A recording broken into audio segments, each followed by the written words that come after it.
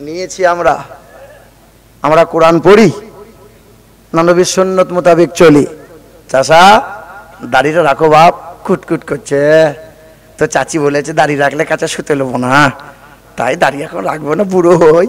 হে বাবা, নবীর সুন্নত রেখেছি। মা বোনেরা ভাইরা আমার, নখ কাটাতে জান্নাত পাওয়া যায়, চুল কাটাতে জান্নাত পাওয়া যায়। মা সায়া পরছো, আগে ডান পাটা সায়াতে ঢোকাবে। পায়জামা পরছো, আগে ডান পা ঢোকাবে। খাবার বাড়ছো, ডান দিক থেকে খাবার বাড়বে। মা শোনো, বাবা ছেলে মেয়ের চুলগুলো কাটবে নবীর তরিকা মতো কাটবে, নখ কাটবে নবীর তরিকা মতো কাটবে, শোবে তো নবীর তরিকা মতো শোবে, বাথরুমে যাবে নবী যেমন শিখিয়েছে তেমন যাবে। তুমি জান্নাতি হবে। নবীর সুন্নতকে জিন্দা করো, ইহকালে কামিয়াবি হবে, পরকালে হস্তে হস্তে জান্নাতি হবে।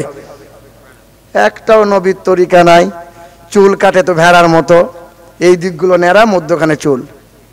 আমাদের বর্ধমানে যারা ছাগল গরু চুরি করতো আগেকার সময়, বুঝলেন, ছোট ছিলাম তখন, তো ধরা পড়ে যেত ছাগল চুরি করেছে, গরু চুরি করেছে, গাছে বাঁধতো। ঠিক এই এখনকার ছেলেরা যেমন চুল কাটে না, এই দিকগুলো পুরো চেঁচে দিয়েছে আর মধ্যখানে রেখে দিয়েছে। ও দেখলেই মনে হয় গরু চুরি করেছে। বাপও কিছু বলে না, মাও কিছু বলে না। বাপ মা তো মরে গেছে, বলবে কি করে? বেঁচে আছে আর? ও ছেলে যে জানোয়ার তৈরি হচ্ছে, বাপ মা তো কিছু বলে না। রাত দিন ওই দেখো ছোট ছোট বাচ্চা রাতে মোবাইল ধরিয়ে দিই, যা যা। আবার বাপ ও মা যখন বুড়ো বুড়ি হবে তখন মৌলবী তাবিজ দেন, আমার ছেলে আমাকে দেখছে না। দেখবে তোকে মুড়ো ঝাঁটা মারবে নারা। ছেলে মানুষ করেছ? বাবাজিরা ভাইরা আমার, ছেলে মেয়ের বুকে কোরআন দাও না। আমি তোমার বলি নাই তো যে ছেলে মেয়েগুলোকে আলেমা বানাও, হাফেজ সাহেব বানাও, আমাদের মতো হুজুর বানাও। না না না, এত পরিমাণে হুজুর হয়ে গেছে, আর হুজুরের দরকার নাই। তোমার ছেলে মাস্টার হোক, তোমার ছেলে ডাক্তার হোক, তোমার ছেলে প্রফেসর হোক, তোমার ছেলে উকিল হোক, তবে তোমার ছেলেটা যেন অমানুষ না হয়ে যায়। ও বাবা, পৃথিবীর জমিনে কোরআনের মতো কিতাব আর দ্বিতীয় পাবে না। কিতাবটা বুকে নাও, কোরআনটা চুমা দাও, কোরআনটা ছুঁয়ে নাও, কোরআনটা পড়ো, কোরআনটা শোনো। এই কোরআন পড়লে পরে স্বভাব পাওয়া যায়, কোরআন দেখলে পরে স্বভাব পাওয়া যায়, কোরআন ছুঁইলে পরে স্বভাব পাওয়া যায়। এই কোরআন যতবার পড়বে ততই মধুর লাগবে, কারণ কোরআনের মতো কিতাব আর পৃথিবীতে নাই। ইংরেজি পড়ো পড়ো, বাংলা পড়ো পড়ো, ইতিহাস পড়ো পড়ো, সায়েন্স নিয়ে পড়ো পড়ো, কিন্তু কোরআন ত্যাগ করে দিও না। সব জায়গায় ইংরেজি চলবে না, তবে সব জায়গায় কোরআন চলবে। বাপ মা মারা গেছে, জানাজায় ছেলে গিয়ে যদি বলি ইংরেজিতে দোয়া পড়বো, জানাজাটা ইংরেজিতে হবে, চলবে। কবরে মাটিটা আরবিতে হবে না, ইংরেজিতে হবে, চলবে না। মালাক যখন ওই কবরে শোয়ানো হবে, ফেরেশতা সওয়াল জবাব করবে ইংরেজিতে।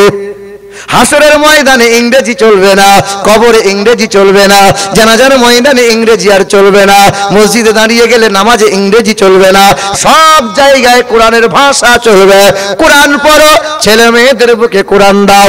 কোরআনের মতো এমন কিতাব আর পৃথিবীতে নাই। কথায় কথা মনে পড়ে যায়, কয়েকদিন আগের ঘটনা। নদিয়া জেলা হরিণঘাটা বলে একটা থানা আছে, স্কুলের মাস্টার ফোন করলো, শিক্ষিত মানুষ, হুজুর আমার বিবির জন্য দোয়া করেন। কারণ কি? বলে 22 বছর ধরে সংসার করছি, 2টা ছেলে আমার স্ত্রী মাস্টার, আমিও মাস্টার, তবে বিয়ে করেছিলাম বাপ মায়ের অনুমতির বাইরে। আমার দুজন মিলে আমরা মিল মোহব্বত হয়েছিল, ভালোবাসা হয়ে গিয়েছিল। 22 বছর আগে দুজনে বিয়ে করলাম। আমি নামাজ কোরআন পড়ি, আমার ছেলে দুটো নামাজ কোরআন পড়ে। আজ 22 বছর ধরে বিবিকে বুঝেও পারি নাই। এখনো আমার বিবিটা কার্তিক আর গণেশ আর দুর্গা পূজার ঘন্টা বাজায়। 22 বছর চেষ্টা করে হলো না, আমি আর কি করব? তবে বাপ, তোমার এলাকায় আমার জালসা আছে, হুজুর একটু আগে আগে আসবেন, আমার বাড়িতে একটু পায়ের ধুলো দেবেন। ঠিক আছে, কত ধুলো নবী নিয়ে যাব। বাবাজিরা ভাইরাই আমার, তার বাড়িতে যখন হাজির হয়ে গেলাম, বিবিটা দেখি কেউ তো সাপের মতো ফস ফস করছে। মৌলবি কেন আসবে?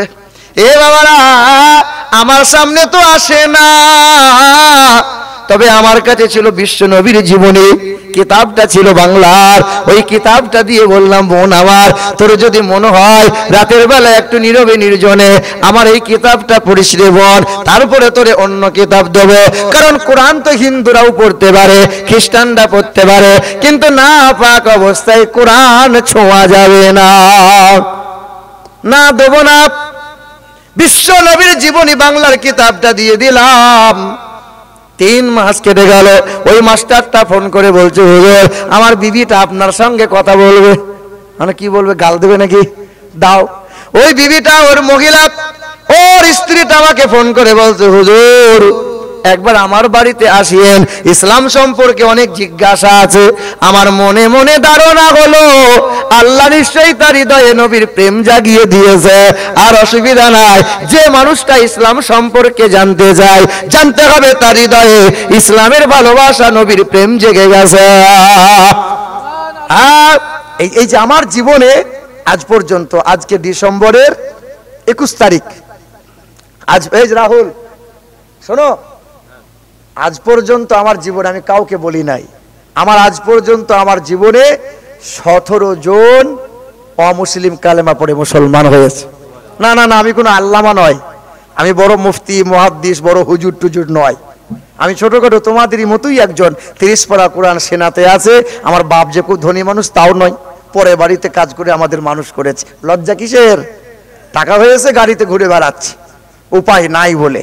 এ বাবাজিরা, ভাইরা আমার, আল্লাহ পাক হিদায়াত দিয়েছে, আমিও দোয়া করলাম আল্লাহ এই মহিলাকে নিয়ে 17 জন, শোনো, তার বাড়িতে গেলাম, আনন্দে আনন্দে তার বাড়িতে গেলাম। মহিলা কালেমা পড়বে, ইসলামের দাওয়াত দিয়েছে। ধর্মের ব্যাপারে তো জোর চলবে না, জোর চলবে না, বুঝালে যদি বুঝে ভালো, না বুঝলে ছেড়ে দাও, অসুবিধা নাই।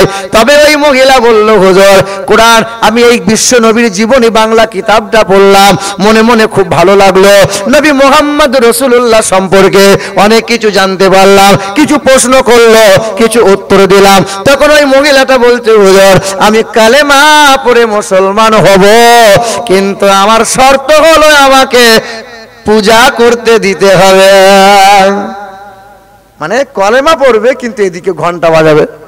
আমি বললাম, মনে মনে চিন্তা করলাম, ইতিহাস সাক্ষ্য দেয় ফুজাইল ইবনে আয়াজ বলে ডাকাত ছিল, হাসান বসরি ওয়াজ করেছিল, হাজার হাজার মানুষ ওয়াজ শুনেছিল।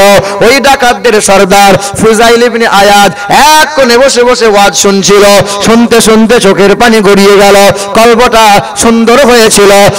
হাসান বসরি হাতে হাত দিল, তওবা করে নিল, অঙ্গীকার করে নিল, কালেমা পড়ে নিল। ইতিহাস সাক্ষ্য দেয় ডাকাতদের সর্দার ছিল কাল, আজ জামানার বুজুর্গ বান্দা হয়ে গেল।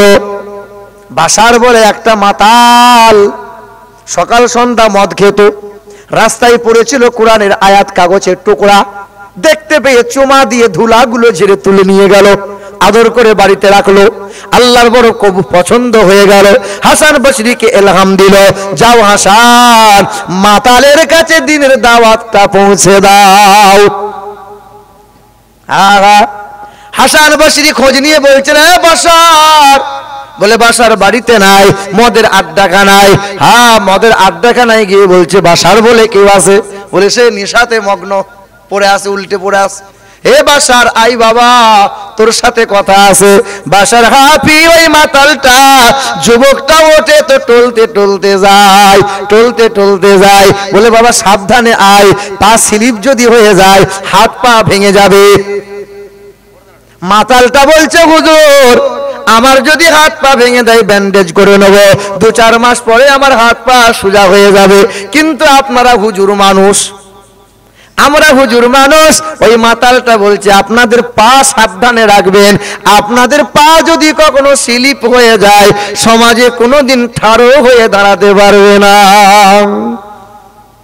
বলছে যাতে মাতাল হতে পারে, তালে তো ঠিক আছে।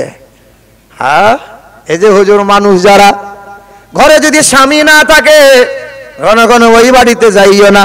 হাবেশে মৌলভী সাহেব যারা, ফকির সাহেব যারা, এই মস্তান যারা, সবার জন্য বলি বাবা, যে বাড়িতে একাকী মহিলা ওই বাড়িতে বেশি প্রবেশ করিও না, বেশি কুটুম তালা করতে যাইও না। যদি কখনো শয়তানের ওয়াসওয়াসায় পড়ে পাটা স্লিপ হয়ে যায়, সমাজে কোনোদিন মাথা তুলে দাঁড়াতে পারবে না।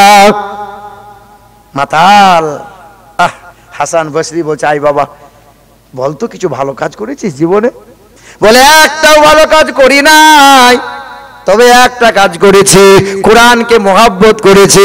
আরবি লেখা ছিল, কোরআনের আয়াত দেখতে পেয়েছিলাম, চুমা দিয়ে তুলেছি। আই বাবা গোসলটা করে নে, আল্লাহ তোরে ডাক দিয়েছে, তাই তো দাওয়াত নিয়ে এসেছি বাবা। ওই মাতালটা গোসল করে নিল, তওবা করে নিল, অঙ্গীকার করে নিল, কাল বাসার ছিল, আজ বাসার হাফি, জামানার ওলি হয়ে গেল।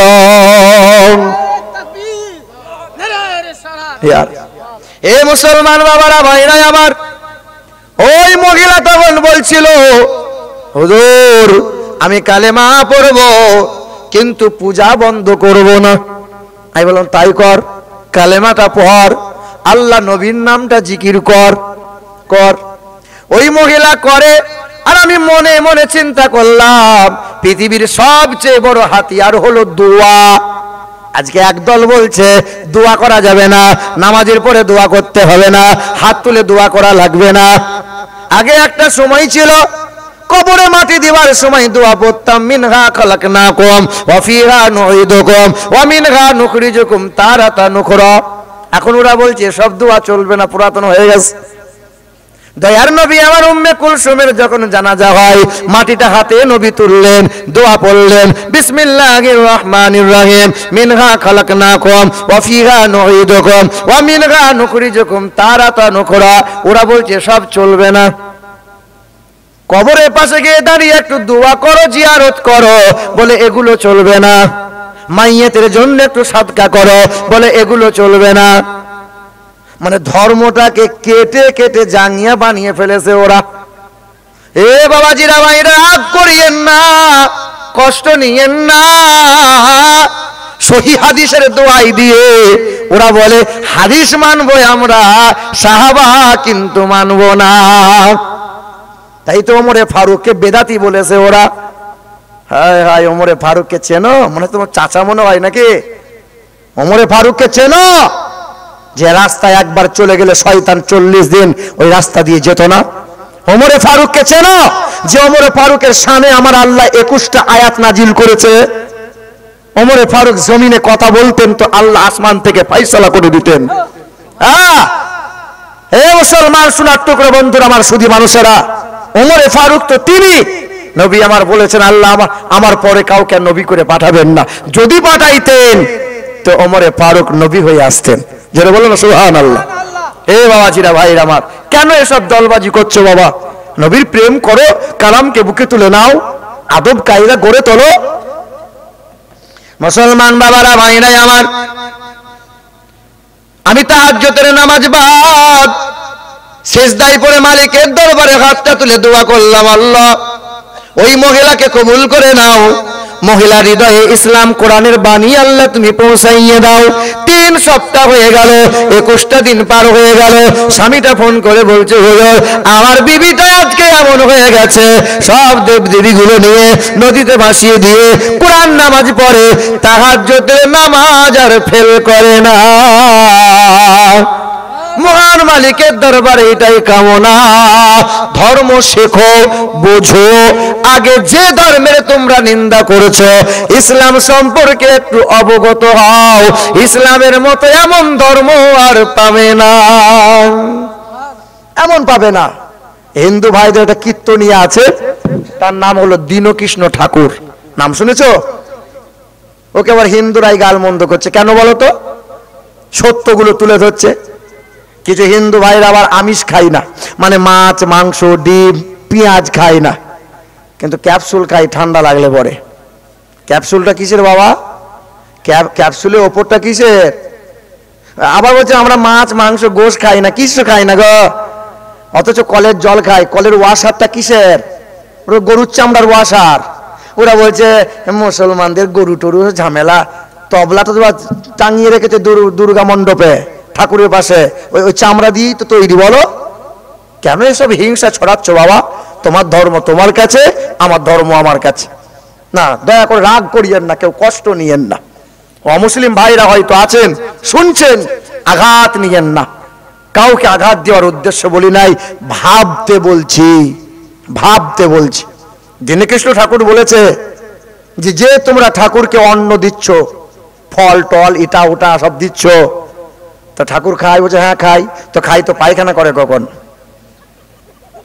না না, আমার কথা নাই, ও বলেছে। আরো অনেক কথা ও বলেছে। আন্ধা তোমা প্রভা শান্তি অসম্মত উপস্থিত, যজুর্বেদের মন্ত্রটা তুলে বলছে যে ঈশ্বরের তো কোনো মূর্তিই নাই, হলো কি করে? তাই তারাই আবার গালমন্দ করছে। তবে বেটার বুকে সাহস আছে, দম আছে। আল্লাহ তাকে হিদায়াত দান করুক, বলো আমিন। মুসলমান বাবারা, ভাইরা আমার, উত্তর ভারতের মথুরার বৃন্দাবনে বিখ্যাত মন্দির আছে। 300 বিঘা জমির মধ্যখানে দাঁড় করানো মন্দিরটা। ওই মন্দিরে পূজারী হয়েছিলেন তিনি ডক্টর শিবশক্তি সরোজি, দেবাসের মন্দির। এই মন্দিরে পূজারী হয়ে তিনি গেলেন, তিনি ডক্টরেট করলেন, তিনি 12টা ভাষায় এমএ করেছিলেন তিনি ডক্টর শিবশক্তি সরোজি। বাবার নাম মহন্তং প্রেতং দাসে দাসে, মায়ের নাম বড়মতি কর, বিবির নাম শ্রদ্ধা দেবী, একটাই মাত্র মেয়ে, মেয়ের নাম ছিল অক্সপরা। হ্যাঁ, ওই বামুনটা পরবর্তীতে কোরআন পড়েছিল, কোরআনটা চুমা দিয়েছিল। ওই মানুষটা কাল বামুন ছিল, আজকে জামানার আল্লাহর মুমিন বান্দা হয়ে গেল। খবর নিয়ে দেখো, আমেরিকা দেশের বিখ্যাত লেখিকা লরেন বুথ তার নাম। ওই মহিলাটা ন্যাংটা পোশাক পরেছিল, পেটটা বার করেছিল, অর্ধেকটা বুক বার করেছিল, বাম হাতে করে না পাকি অবস্থায় বিয়াদবের মতো কোরআনটা হাতে তুলে নিয়েছিল। আর ওই মহিলা বলেছিল, সাংবাদিকরা, এ ক্যামেরাম্যানরা, বিশ্বের মাটিতে প্রচার করে দাও, এই কোরআন নিয়ে মুসলমানরা গর্ব করে, কোরআনের ভুল বার করে মুসলমানদের মান সম্মান মিশিয়ে দেবো। বেহায়া বলো বাপ, পৃথিবীতে বহুজন তো চেষ্টা করলো, কেউ কি পেরেছে? পৃথিবীর সব দুশ্মনেরা যদি কোরআনগুলো নিয়ে নদীতে ভাসিয়ে দেয়, পৃথিবী থেকে কোরআন হারিয়ে যাবে। সব কোরআনগুলো নিয়ে যদি আগুনে জ্বালিয়ে দেয়, পৃথিবী থেকে কোরআন হারিয়ে যাবে। যাবে? যদি আগুন লেগে ধ্বংস হয়, যদি আগুন লেগে ধ্বংস হয় পৃথিবীর সব বইয়ের দোকান, আর বিশ্ব থেকে হারাবে না পবিত্র কোরআন। যদি আগুন লেগে ধ্বংস হয় পৃথিবীর সব বইয়ের দোকান, বিশ্ব থেকে হারাবে না পবিত্র কোরআন। বলো কেমন করে করবে ধ্বংস, বলো কেমন করে করবে ধ্বংস তোমার আগুনের তেজ। আর বিশ্বে ভরা লক্ষ লক্ষ আছে কোরআনের হাফেজ। আবার ছাপাবে তারা, আবার ছাপাবে তারা আসমানি গ্রন্থ, বাঁচাবে ইসলামের মান। আর বিশ্ব থেকে হারাবে না পবিত্র কোরআন। আল্লাহুম্মা।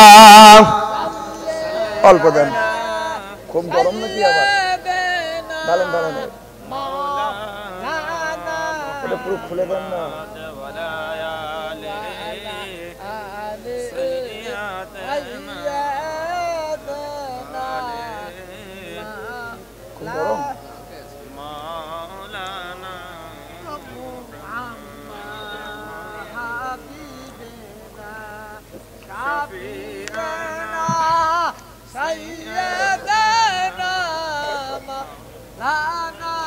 মুহাম্মদ সাল্লাল্লাহু তাআলা আলাইহি ওয়াসাল্লাম। এ মুসলমান বাবারা, ভাইরা আমার, ওই লরেন বুথ লেখিকা ওই মহিলাটা কি করেছিল? কোরআনটা নিয়ে গেল, কোরআনটা পড়েছিল।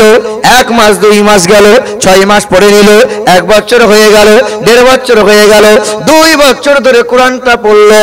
2 বছরে কোরআনটা পড়ার পরে সাংবাদিক সম্মেলনে দাঁড়িয়েছিল।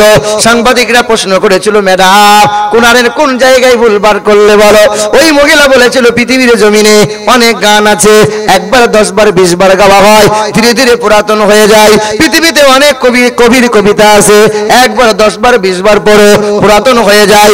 এই কোরআন কোরআনটা 114টা সূরা আছে, 30টা পারা আছে, 540টা রুকু আছে, 86,430টা বাক্য আছে, 3,23,671টা অক্ষর আছে।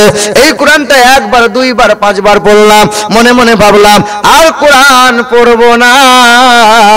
তবে কোরআন এমন একটা মধুর কিতাব, একবার দুইবার নয়, 2 বছরে আমি লরেন ভূত লেখিকা 52 বার খতম করে দিলাম। কতবার? তোমার বৌমাকে জিজ্ঞাসা করবে তো, বছরে কবার পড়ো মা? পড়ে? শুধু বাহানা আর ওজোর দিয়ে দিন কাটাই, নামাজও কালাম পড়ে না, তবে সিরিয়াল কাজা করে না। এই যে আপনি যখন ছেলের জন্য মেয়ে দেখতে গিয়েছিলেন, তা মেয়েটা আপনার সামনে বসে আছে, আপনি শ্বশুর হবেন, ওটা বৌমা হবে, তা আপনি বলছেন হ্যাঁ মা নামাজ কোরআন জানো, নামাজ কোরআন জানো। তো জানালা দিয়ে ওই যে আপনার বিয়ান, ওই যে বেড়াতে এসছেন আজকে, ওই যে ঘুমটা কেটে বসে আছে, ওই দেখেন ওই যে আপনার বিয়ান, তখন বলছে জানালা দিয়ে বলছে আমার মেয়ে বছরে 18 বার কোরআন খতম দেয়, নামাজে পার্টি থেকে ওঠে না গো। পাড়ার লোককে জিজ্ঞেস করো, আমার মেয়ের মতো মেয়ে হবে না। বাসের কন্ট্রাক্টর দেখেছেন, গোটা বাস ভরে গেছে, জায়গা নাই। ও নিচে থেকে বলছে ভেতর দিকে যান ফাঁকা আছে, ভেতর দিকে যান ফাঁকা আছে। এ বলে কি বলে না? এ বাবা, তবে এখানকার মা বোনরা খুব ভালো, স্বামীর সেবা টিবা করে, গায়ে হাতে তেল টেল দেয় না।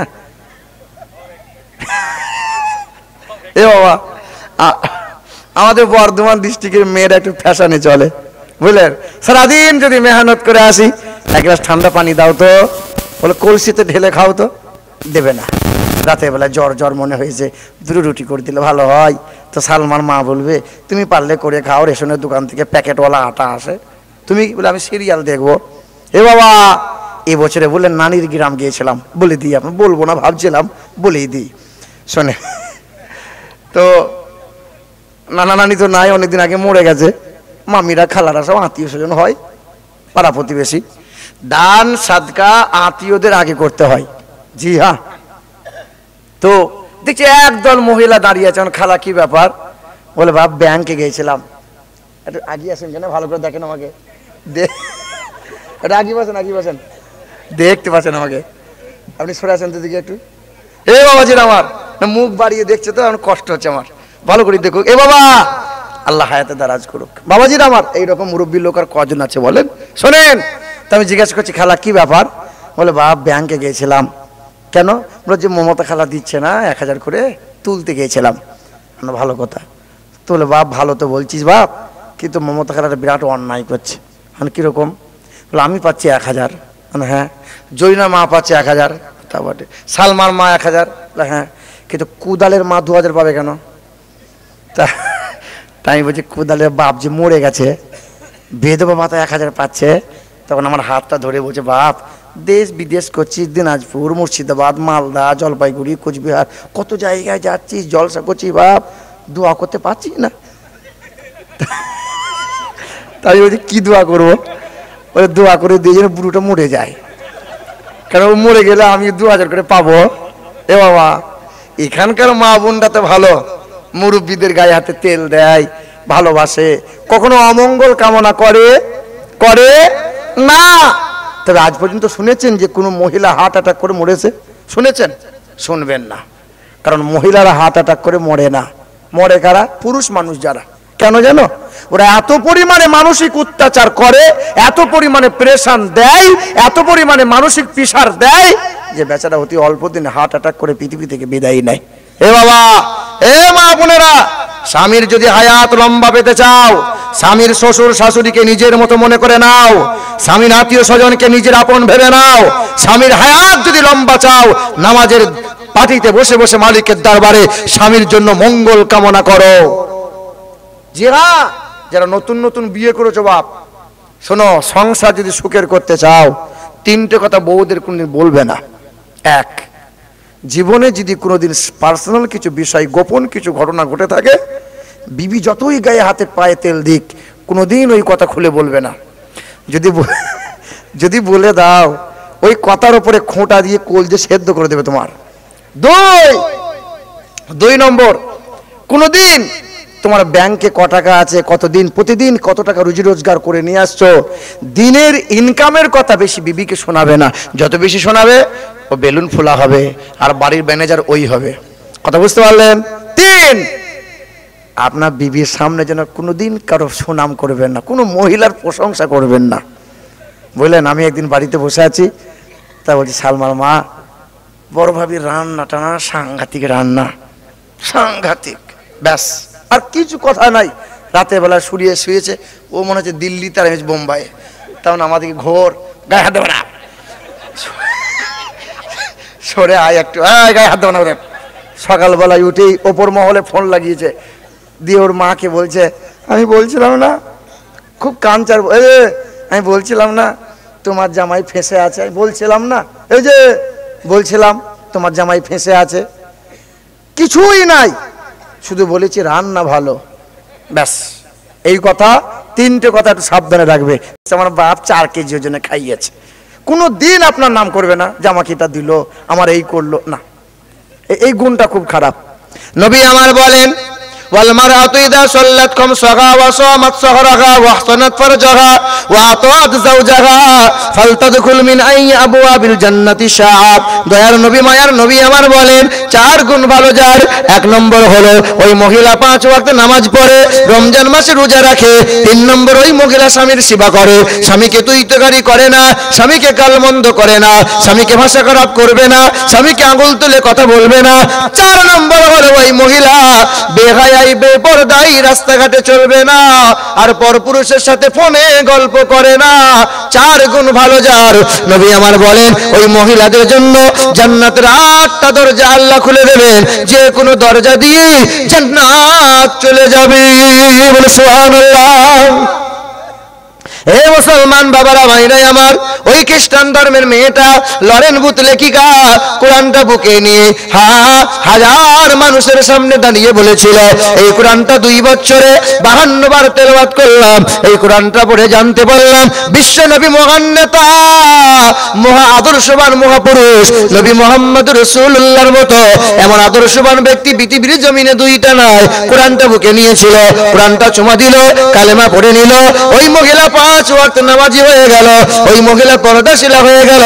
বলতে চাইছিলাম মা, স্বামীটা মুসলমান, বাপ মুসলমান, মা মুসলমান, ছেলে মেয়ে সংসার করছো, কেন নামাজ নাই, কোরআন নাই, পর্দাশীলা হয় না? খ্রিস্টান ধর্মের মেয়েটা আর কোরআন ছাড়ে না, কালেমা পড়ে মুসলমান হয়েছে আর নামাজ ত্যাগ করে না। কথা বলতে বলতে ব্যাকে গিয়েছিলাম ওই আপনার উত্তর ভারতের মথুরার বৃন্দাবনে বিখ্যাত মন্দির, এই মন্দিরে পূজারী হয়েছিলেন তিনি ডক্টর শিব শক্তি সরোজি। দিল্লির বিমানবন্দরে দাঁড়িয়েছিল হাজার হাজার ভক্ত। হঠাৎ করে একটা বিমান থমকে গেল, বিমানের সিঁড়ি দিয়ে পা পা করে কিছু মানুষ আসতেছিল, মাথায় টুপি আছে, গালে দাড়ি আছে, আর হাতে তাদের পানির জার আছে। বামুন জিজ্ঞাসা করছে বাবা তোমরা কারা? বলে আমরা মক্কা মদিনা থেকে হজ পালন করে আসছি বাবা, আমরা হজ পালন করে আসছি। বলে হাতে কি? বলে পানি। এটা কোন পানি? বলে এটা সাধারণ কোনো পানি নয়, পৃথিবীর 1 নম্বর পানি হলো জমজমের পানি, পৃথিবীর 1 নম্বরে পালোয়ান হলো শেরে খুদা আলী, পৃথিবীর 1 নম্বরে শহীদ হলো ইমামে হুসাইন রাদিয়াল্লাহু তাআলা আনহু, পৃথিবীর 1 নম্বরে শহর হলো মদিনাতুল মুনাওয়ারা, পৃথিবীর 1 নম্বরে পানি হলো জমজম। পরে পানিটা কি দেওয়া যাবে? বামুন মানুষটা পানিটা নিয়ে ল্যাবে গেলেন, পরীক্ষা করতে দিলেন। তো ডাক্তার বলেছিলেন পৃথিবীতে সব পানি পরীক্ষা করলাম, কিন্তু আজকে এমন একটা পানি পরীক্ষা করলাম যে পানিতে বিন্দু মাত্র জীবাণু নাই। এই পানি যদি কোনো মানুষ পান করে লিভারে গ্যাস্ট্রিক আলসার হবে না, এটা জমজমের পানি।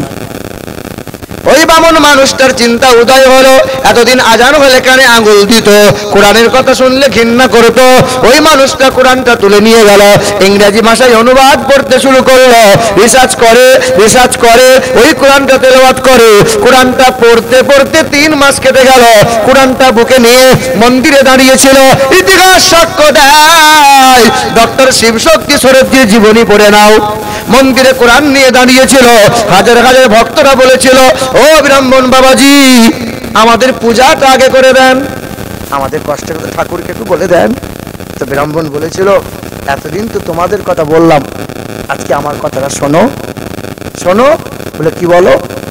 বলে বেদে লেখা আছে, অষ্টগুণ প্রসন্দীপজন্তি কৌলাঞ্চ দমসতঞ্চ বহুভাষিতা চ দানং যথা শক্তি কৃতজ্ঞতা চ দ্বাদশং সকল বক্কশ মাধবে মাসি মাধবাম জাতং দত্তা সাতু পুতরাং পিতরৌষ্ট্র মনস্য সম্বালে বিষ্ণু যশাস গিরিগে পাদুর্ভবম মহাম মন্মদাবতী তদিবদকরন্তে পুরকিতিরিতা বিরসনাং ভক্কয়েত স্বাদা বেদ সশ্রেষিতা লা ইলহা গরোতি পাপম ইল্লু ইলহা পরম পদম জন্ম বৈকুণ্ঠ পরবাপ ইনতীত জপি নামে মুহাম্মাদান লা ইলাহা ইল্লাল্লাহু মুহাম্মাদুর রাসূলুল্লাহ।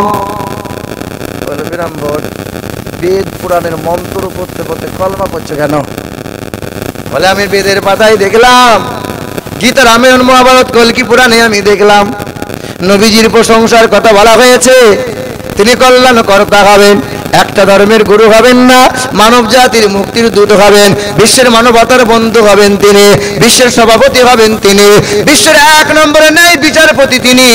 তিনার ছায়া তলে জায়গা করে নিলে পৃথিবীতে কল্যাণ পাওয়া যায়, পরকালে হাসতে হাসতে নাজাত পাওয়া যায়। তাই তো কালেমা পড়ে ইমানদার হয়ে গেলাম।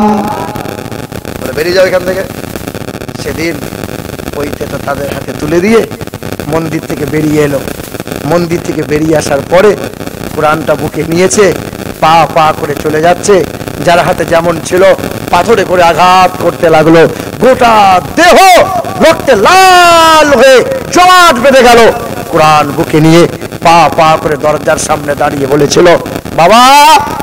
বাবা চোখ রাঙিয়ে অবাক নয়নে ফেলিয়ে বলেছিল, চোখ চোখ গাছ হয়ে গিয়েছিল। কি হয়েছে রে খোকা? এত কষ্ট করে লেখাপড়া করালাম, লাখ লাখ টাকা তোর পিছনে খরচ করালাম, তুই এত বড় ব্রাহ্মণ হয়ে আজকে রক্তমাখা চেহারা নিয়ে বুকের মাঝে একটা কিতাব নিয়ে তুই কেন হাজির হলি? কি হয়েছে বল। বলে, বাবা তুমি শোনো নাই, নবীর সাহাবাদের ঘটনা শোনো নাই?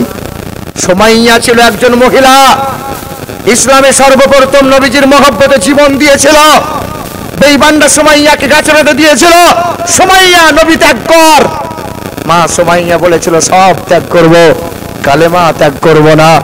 সেদিন আম্মা সুমাইয়াকে জমিনে বেঁধে দিল, জমিনে পা বেঁধে দিল, ডান হাত ডান পা রশিতে বেঁধে ডান দিকে ঘোড়ার পিঠে বেঁধে দিল, বাম হাত বাম পা বেঁধে ঘোড়ার পিঠে বাম দিকের ঘোড়ার পিঠে বেঁধে দিল। সেদিন আবার সুযোগ দিয়ে বলল, সুমাইয়া কালেমা ত্যাগ করে দে। সুমাইয়া থুতোটা মুখে নিক্ষেপ করে বলেছিল, বেঈমান সব নিয়ে নে, ইজ্জত নেবি ইজ্জত নে, কিন্তু নবী মুস্তাফার মহব্বত হৃদয় থেকে নিতে পারবি না। জুবানে কালেমা জারি আছে, আমার যখন ইন্তেকাল হবে প্রতিটা রক্তের কোণা থেকে কালেমার ধ্বনি উঁচু বেজে উঠবে। সেই দিন বেঈমানরা করলো কি, এক সঙ্গে দুই দিকে দুই ঘোড়ার পিঠে চাবুক মেরে দিল। দুই দিকের দুইটি ঘোড়া দ্রুত বেগে ছুটে চলে গেল। মা সুমাইয়ার দেহটা মধ্যখান দিয়ে ফিরে গেল, দু খণ্ড হয়ে গেল। তখনও মা সুমাইয়ার প্রতিটা মাংসের কোণা থেকে কালেমার আওয়াজ ভেসে এসেছিল, লা ইলাহা ইল্লাল্লাহ, লা ইলাহা ইল্লাল্লাহ, লা ইলাহা ইল্লাল্লাহ, লা ইলাহা ইল্লাল্লাহ মুহাম্মাদুর রাসূলুল্লাহ। তো ডক্টর শিব শক্তি সরোজি বলেছিলেন, বাবা নবীর সাহাবা হলো তারা জীবনে বাজি লাগিয়ে নবীর প্রেমকে দেখিয়ে দিয়েছে যারা। সাহাবা হলো তারা ওয়াসাবিকুনাল আউয়ালুন মিনাল মুহাজিরিন ওয়াল আনসার। সাহাবী হলো তারা রাদিয়াল্লাহু আনহুম রাদুআন। সাহাবা হলো তারা ওয়া'আদ্দা লাহুম জান্নাতিন তাজরি তাহতাহাল আনহার। জান্নাতি যারা, সাহাবী হলো তারা জান্নাতের সুসংবাদ পেয়েছে যারা। হ্যাঁ বাবা, এ মুসলমান শোনার টুকরো বন্ধুরা, আমার সুধী মানুষেরা, সেই দিন বাবাও কালেমা পড়লো, সবাই কালেমা পড়ে ইমানদার হলো। কোরআনটা বুকে নিয়ে পা পা করে আগিয়ে চলে গেল, এলাকা ত্যাগ করে দিল। আমরা কেন কোরআন পড়তে পারলাম না? আমরা কেন সেই নবীকে ভালোবাসতে পারলাম না? নবী কম করে নাই আপনার আমার জন্য। আল্লাহ রাসূল সাল্লাল্লাহু তাআলা আলাইহি ওয়াসাল্লাম দিন ও দুনিয়ার বাদশা তায়েফ ময়দানে গিয়েছিলেন, এই কোরআনের আয়াত, কোরআনের বাণী নিয়ে গেলেন। তায়েফের নিষ্ঠুর মানুষগুলোকে বলছিল, হে তায়েফবাসীরা, লা ইলাহা ইল্লাল্লাহ আনা রাসূলুল্লাহ, তোমরা এক আল্লাহকে মেনে নাও, আমি নবীকে তোমরা স্বীকার করে নাও। তায়েফের নিষ্ঠুর মানুষরা বলেছিল, মুহাম্মদ শিশুকালে তায়েফ শহরে হালিমার ঘরে লালিত পালিত হলে, আজ বড় হয়ে নবী বলে নিজেকে প্রচার করতে হলে এখানে মরে গেলে মাটি দেওয়ার লোক পাওয়া যাবে না। মুহাম্মদ, আল্লাহ রাসূল সাল্লাল্লাহু আলাইহি সাল্লামকে মারবে তারা চক্রান্ত করে নিয়েছে। আর যুবকগুলোকে লেলিয়ে দিয়ে বলেছিল, মোটা মোটা পাথর নিয়ে নবীকে এমন করে মার যেন নবী সুস্থ হালতে বাড়ি যেতে না পারে। আমার নবীকে এমন করে পাথর ছুঁড়েছিল, নবীর শরীরে সাদা রঙের পোশাকটা ছিল, আর এই সাদা রঙের পোশাক ছিঁড়ে চামড়া ফেটে মাংসের মধ্যে পাথরগুলো গেঁথে গেঁথে গিয়েছিল, গোটা দেহটা রক্তে রঞ্জিত হয়ে গেল। বেঈমানটা 3 বার পাথরে ঘা লেগেছিল, ঘা মেরে নবীর মাথাটা ফাটিয়ে দিল, আর মাথা থেকে রক্ত গড়িয়ে গিয়ে পায়ের খরমটা চামড়ার সাথে জমাট বেঁধে গেল। সেদিন জিবরাইল ফেরেশতা এসে নবীকে কোলে তুলে নিয়ে ওহদের পাহাড়ের চূড়ায় নিয়ে গিয়ে বলছিলেন, ওহদ পাহাড়, যে নবীকে সৃষ্টি না করলে আল্লাহ তো কোনো কিছু বানাতো না, আজকে তোর কোলে আমার নবীকে একবার শোয়াবো, একটু নরম বিছানা হয়ে যা না, একটু নরম বিছানা হয়ে যা না। সেদিন ওহদ পাহাড় রাসূলুল্লাহর জন্য আরামদায়ক সমতল জায়গা হলো, আর নবীকে আলতো করে শুইয়ে দিলেন। পাখনা দিয়ে জিবরাইল ফেরেশতা হাওয়া করছিলেন। নবীর চোখটা খুলে বলছেন, জিবরাইল তুমি মাথায় হাওয়া করো, তোমার চোখের পানি গড়িয়ে গড়িয়ে পড়ে, কারণটা কি? বলে, আল্লাহ রাসূল, আপনার কষ্ট দেখে সহ্য হয় না, আপনাকে এত পরিমাণে বেঈমানরা আঘাত করেছে, আপনি একবার অনুমতি দেন বেঈমানগুলোকে ধূলিসাৎ করে দিয়ে আসি। সেদিন আল্লাহ রাসূল বলেছিলেন, না, আমি তো প্রতিশোধ নেওয়ার জন্য আসি নাই। তবে আল্লাহ রাসূল, আপনি নিজ মুখে বলেন তো আপনার কোথায় কোথায় কষ্ট হচ্ছে, একবার শোনান না ইয়া রাসূলুল্লাহ। সেদিন আল্লাহ রাসূল নিজের কষ্টের কথা চেপে রেখে জিবরাইল ফেরেশতার হাতটা ধরে বলেছিল, ভাই জিবরাইল, তুমি আমার আল্লাহকে আমার কষ্টের কথা শোনাইও না, তুমি আমার মালিককে বলো না, আমার মালিক যেন এই দুর্বল, এই আমার গুনাহগার উম্মতিকে মাফ করে দেয়।